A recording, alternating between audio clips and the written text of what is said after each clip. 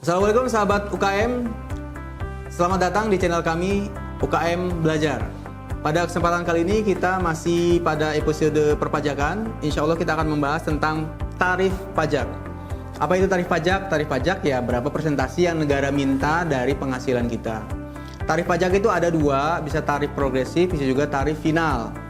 Tarif final itu apa artinya? Tarif final ya dikenakan satu kali terhadap persentase tertentu yang sifatnya fix. Kemudian ada lagi tarif progresif. Tarif progresif itu artinya berapa besar persentase yang dikenakan terhadap penghasilan bergantung dari berapa besar penghasilan yang bersangkutan.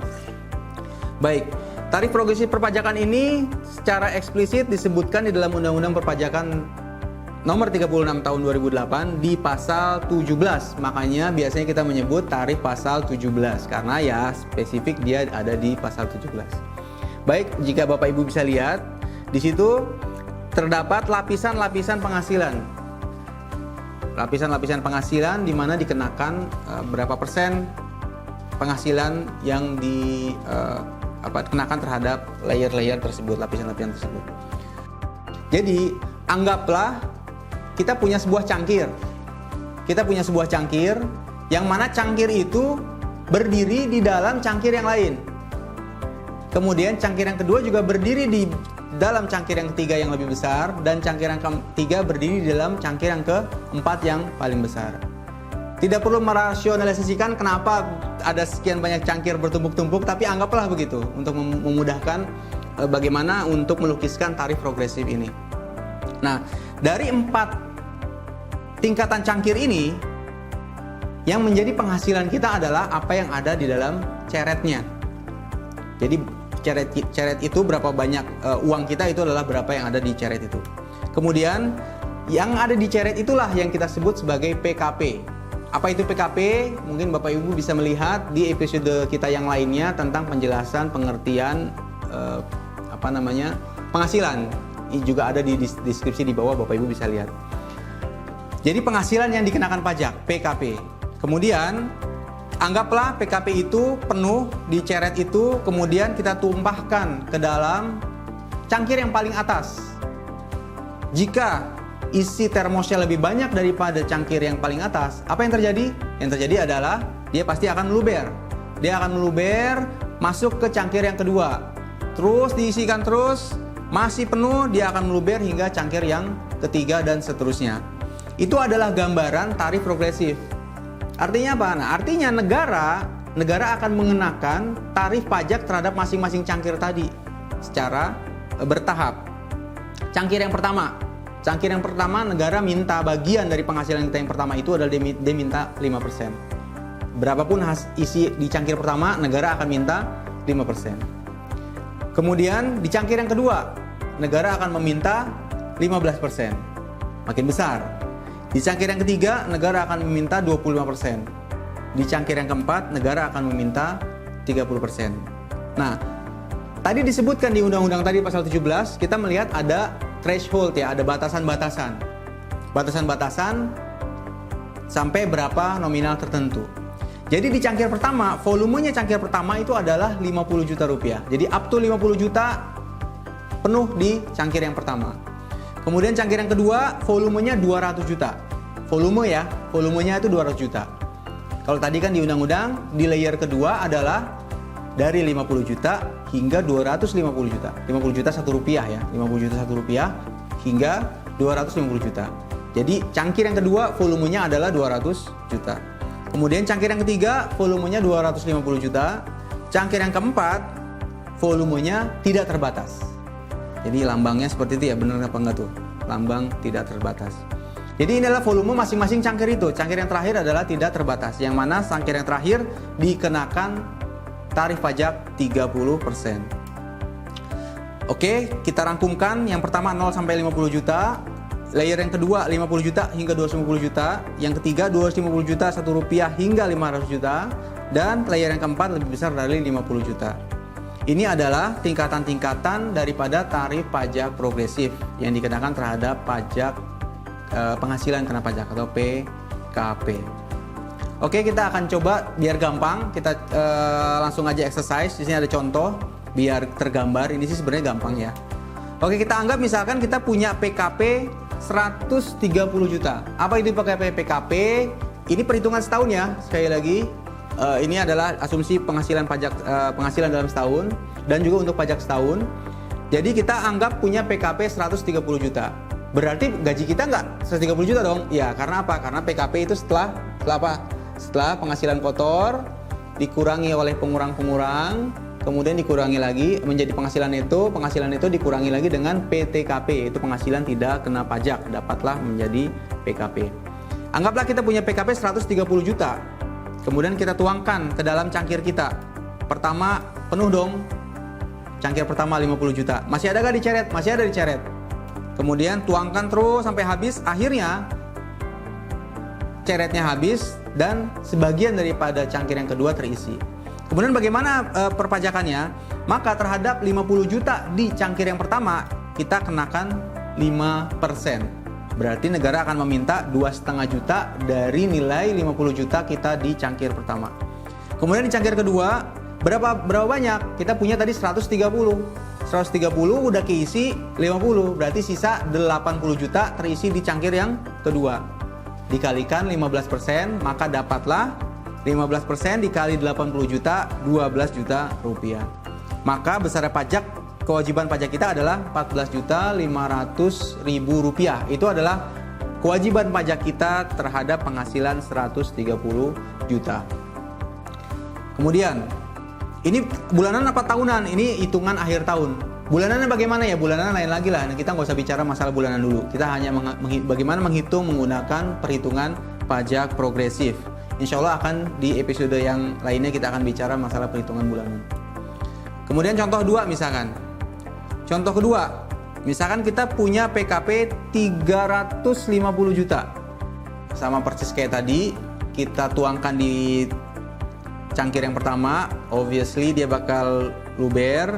Cangkir yang kedua tentu saja pasti juga akan luber karena isi kedua hanya 200 juta, 50 juta, 250 juta, sedangkan ceretnya ada 350 juta. Dia akan meluber terus hingga habis di cangkir yang ketiga. Kemudian bagaimana menghitungnya? Sama seperti yang tadi, di cangkir pertama dikenakan tarif 5%, maka dapatlah 2,5 juta. Di cangkir yang kedua dikenakan 15%. Dari berapa? Dari totalnya volume maksimalnya itu 200 juta, dapatlah 30 juta. Kemudian di cangkir yang ketiga tersisa berapa? Kita tadi punya PKP 350, dikurangi 50 juta cangkir pertama, dikurangi 200 juta cangkir kedua, maka tersisa 100 juta. 100 juta dikenakan tarif 25%. Seperempatnya nih Pak ya. 25% yaitu dari 100 juta yaitu 25 juta. Maka total pajak yang harus dibayarkan adalah 57.500.000 rupiah di akhir tahun. Oh, akhir tahun berarti kita harus bayar 57 juta. Ya kalau nggak ada yang motong ya iya. Tapi biasanya kan kalau bulanan tuh biasanya kita sudah dipotong. Jadi tinggal kita sesuaikan di finalisasi tahunan kannya ada kurang atau ada lebih bayar. Ini 2 contoh sederhana untuk menggunakan tarif progresif penghasilan kena pajak kita. Kemudian mungkin finalisasi akhir tahun. Oke, di sini ada poin sedikit tentang finalisasi akhir tahun. Jadi apa yang kita hitungkan tadi adalah perhitungan akhir tahun. Sedangkan kenyataannya dari Januari sampai Desember tahun lalu, saat kita mendapatkan penghasilan itu kan kita sudah dipotong sama pemberi kerja. Jadi terlepas benar atau tidaknya pemberi kerja itu melakukan potongan kepada kita, ya kita harus finalisasi namanya.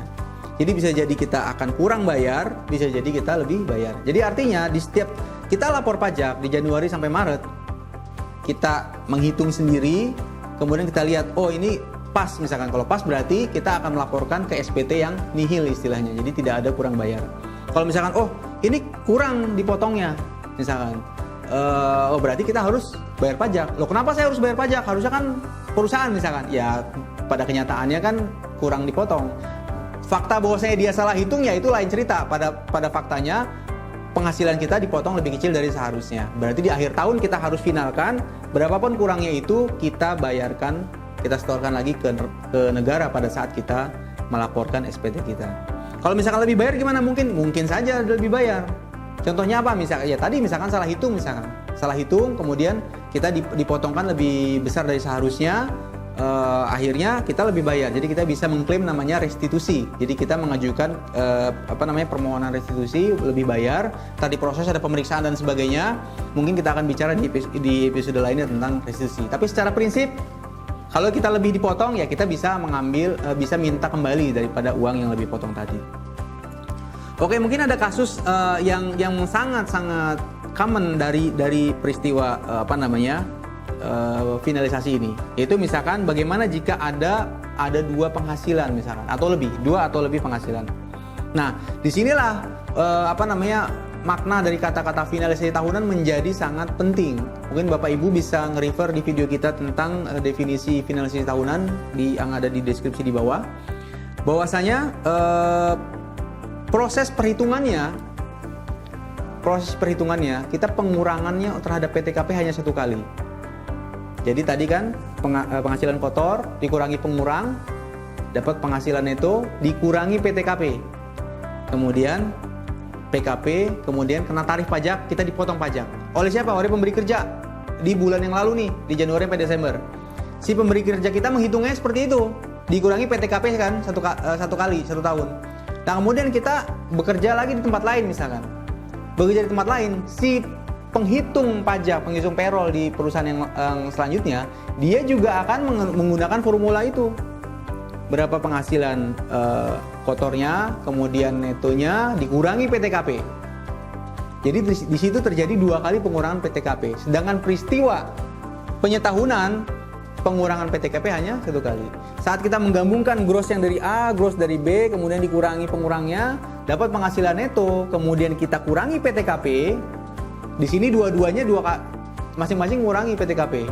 Mengurangi PTKP, akhirnya ada selisih di situ. Padahal kita menggabungkan dengan formula penyetahunan setahun, PTKP-nya cuma sekali dikurangi. Dan berarti komponen itu PTKP itu akan menjadi pasti menjadi penambah. Dan belum lagi layernya tadi, layer daripada gelas-gelas tadi. Coba Anda bayangkan dari si PKP yang 350 juta tadi. Kita udah dapat nih, kita lupa misalkan nih penghasilan yang satunya. Kita udah dapat 350 juta setahun, kita udah hitungkan. Sudah dipotongkan 57.500, sudah bulat selesai. Kemudian kita ingat, oh iya kita dapat satu lagi penghasilan sebesar 50 juta. Oh ini bagaimana? Berarti harus dimasukin dong. Saat itu orang yang memberikan kita penghasilan, dia kan berkewajiban memotong penghasilan kita. Mungkin dia akan lihat hanya 50 juta ya, dipotongkanlah hanya 5% kita. Dari 50 juta dipotongkan 5%. Jadi kita hanya dipotong berapa tuh? 5 juta, 2,5 juta gitu kan. Padahal kalau kita lihat gelas kita, gelas 1 udah penuh, gelas 2 udah penuh, gelas ketiga yang masih kosong. Jadi si 50 juta itu 100% masuk langsung ke gelas ketiga, yang mana tarifnya adalah 25%. Jadi udah nggak bicara lagi masalah 5%. Sedangkan kita waktu kita dapat itu penghasilan, kita hanya dipotong 5%. Dari situlah pada saat kita menggabungkan dua sumber penghasilan tersebut, timbullah kekurangan bayar pajak. Jadi bukan berarti si pemberi kerja kita salah. Oh, situ kenapa hanya motong 5%? Harusnya ya. Pada prinsipnya masalah salah benar nggak?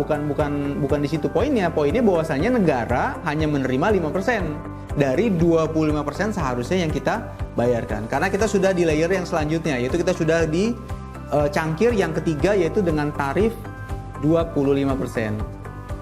Baik, rekan-rekan UKM, sampai saat ini mungkin itu saja yang akan kita bahas tentang tarif progresif. Mudah-mudahan ini bisa bermanfaat. Jika ada pertanyaan silakan Anda tuliskan di komen kami.